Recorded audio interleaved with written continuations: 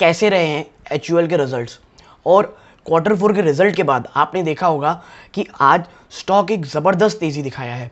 इस तेज़ी का कारण क्या है, ब्रोकरेज हाउसेस का क्या मानना है इन तमाम रिजल्ट्स के बारे में, कमोडिटी के प्राइजेज, जो इन्फ्लेशनरी प्रेशर जो बातें कर रहे थे हम, उसका क्या असर दिखाई दिया है इनकी, कह लीजिए आप रिजल्ट में, इनके बॉटम लाइन में सेल्स किस तरह के रहे हैं, और जो रूरल डिमांड में जो एकदम कमी आ रखी थी, इनकी बातें चल रही थी, क्या इनके नंबर्स में दिखाई दिए हैं।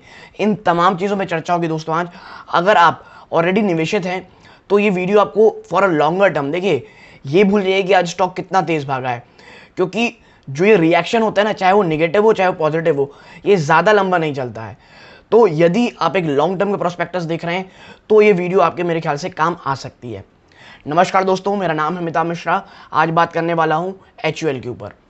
तो सीधा आपको मैं ले के चलता हूँ रिपोर्ट्स के ऊपर कि रिपोर्ट क्या कह रही हैं। मनी कंट्रोल का ये आर्टिकल है दोस्तों।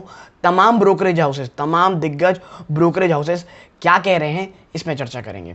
तो सीधा लेके चलता हूँ मैं आपको उस रिजल्ट की तरफ नहीं, रिपोर्ट की तरफ। देखिए ये रहा वो report, that what should investor do with HUL after Q4 earning, buy, sell और होल्ड।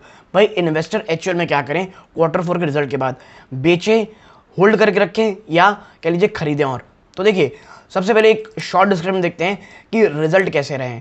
तो आप देखिए FMCG major HUL on April 21 declared an 8.6% rise in standalone post-tax profit at rupees 2,327 crore for the fourth quarter ended March 22 as against 2,143 crore recorded a year ago।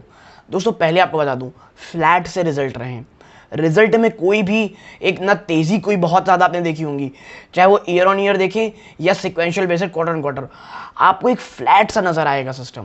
लेकिन उसके बावजूद जो बाजार है बहुत पॉजिटिव लिया है इस रिजल्ट को। रीज़न है ऑलरेडी जो एक्सपेक्टेशन थी वो बहुत कम थी और एक्सपेक्टेशन से ज़्यादा अच्छा रिजल्ट दिया एचयूएल ने। और देखिए एक्सपेक्टेशन बिलो थी, इसीलिए स्टॉक बहुत ज़्यादा गिर चुका था।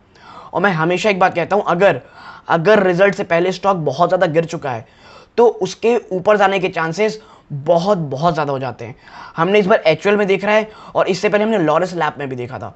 इतने खराब रिजल्ट के बावजूद स्टॉक ने ज़बरदस्त रैली देखी क्वार्टर 4 के रिजल्ट के बाद, क्योंकि एक्सपेक्टेशन बहुत ज़्यादा हो जाती है और तमाम निगेटिविटी उसके स्टॉक प्राइस में ऑलरेडी प्राइस इन हो गई रहती हैं। ठीक है, और आप देखिए on a sequential basis the net profit has risen, देखिए 3.7%।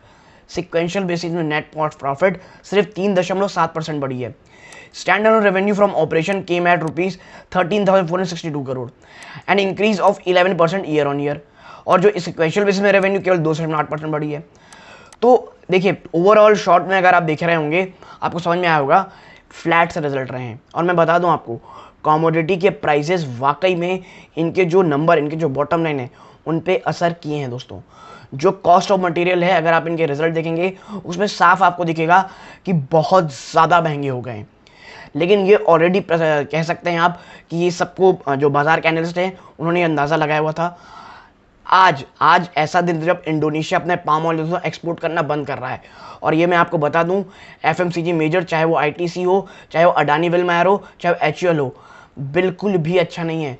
सिर्फ एडिबल ऑयल नहीं दोस्तों, निरमा, सोप, ये सब चीज़ें बहुत ज़्यादा एक्सपेंसिव हो सकती हैं। ठीक है, देखिए अब बात करते हैं ब्रोकरेज हाउसेस की। तो प्रभुदास लीलाधर का कहना है, HUL has given cautious commentary as high input cost and inflation will continue to weigh on volume growth and margin in first half of the year. पहले जो साल का जो पहला हिस्सा है दोस्तों, यानी जून क्वार्टर भी, ये इन्फ्लेशनरी प्रेशर, डिमांड प्रेशर, सब प्रकार के प्रेशर में रहेगा। और ये चीज़ कमेंट्री में भी एचयूएल ने कही, मैनेजमेंट ने। हाँ, जो लेटर हाफ है, जो अगला साल है, जून के बाद का क्वार्टर है, शायद उस समय चीज़ें थोड़ी नॉर्मल होती दिखाई दें, मार्जिन प्रेशर थोड़े से ठंडे होते दिखाई दें। We expect 11% sales and 13.6% profit after tax compounded annually over financial 22-24 and assign a DCF based target of 2,384, यानी 2,384 का टारगेट दिया कि इन्होंने, प्रभुदास लीलाधर ने। ठीक है, और देखिए जब मैं एक बात बताऊं आपको, मैं जब कोई बहुत लंबी बातें करते हैं ना हम स्टॉक में, EPS में, देखिए EPS it's a very important thing. और अभी थोड़ा ये प्रेशर में रहेगा दोस्तों आने वाले समय में। क्यों? क्योंकि इन्फ्लेशन बहुत ज़्यादा बड़ी चीज़ होती जा रही है। और आप यकीन मानिए इंडोनेशिया का जो एक्सपोर्ट जो बैन है, ये अगर 6-8 महीना चल गया तो बहुत ज़्यादा हालत ख़राब होने वाली है हमारे यहाँ की एफएमसीजी कंपनीज़ की।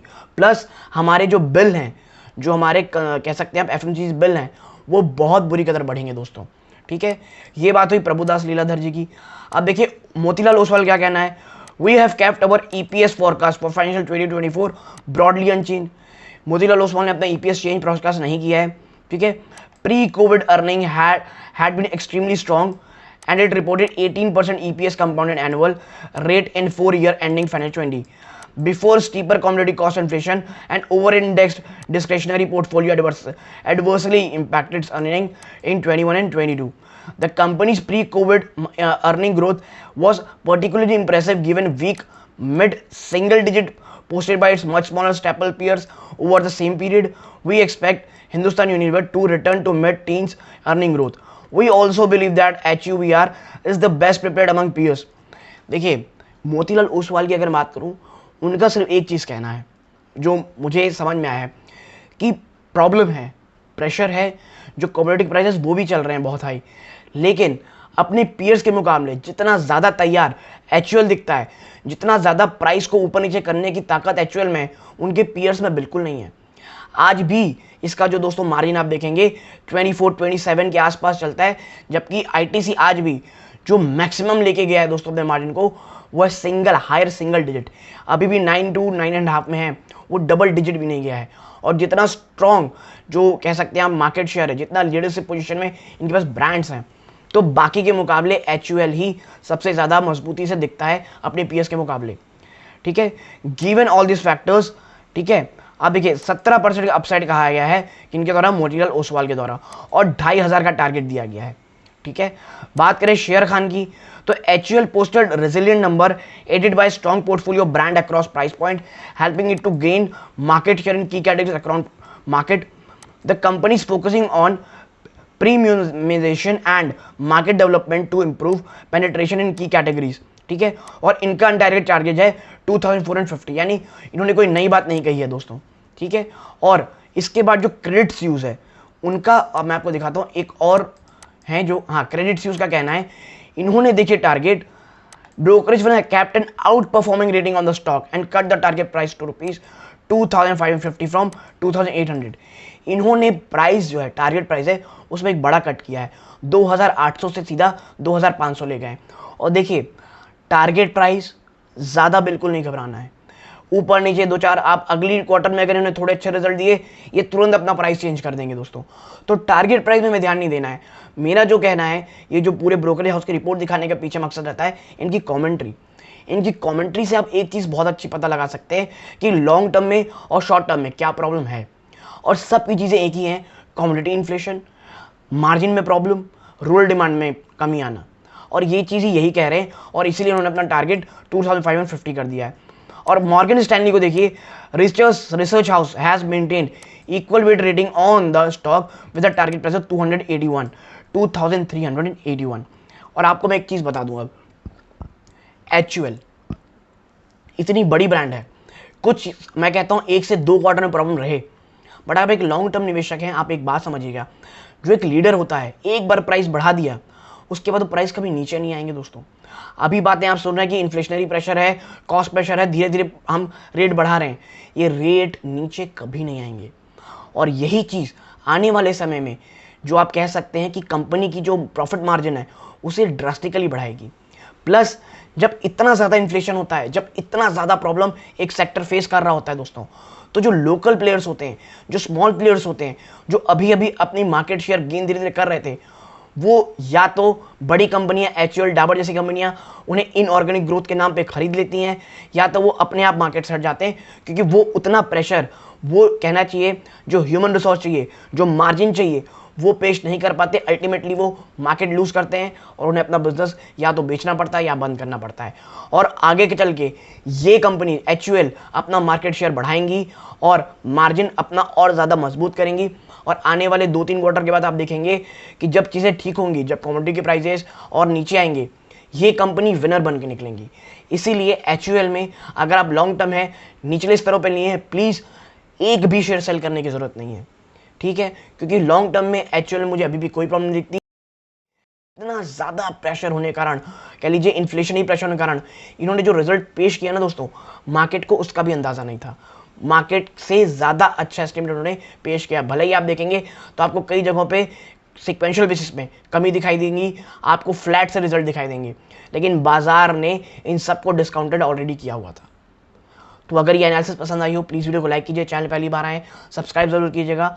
यहाँ तक जुड़े रहने के लिए धन्यवाद। ये इस वीडियो का अंत है। जय हिंद दोस्तों।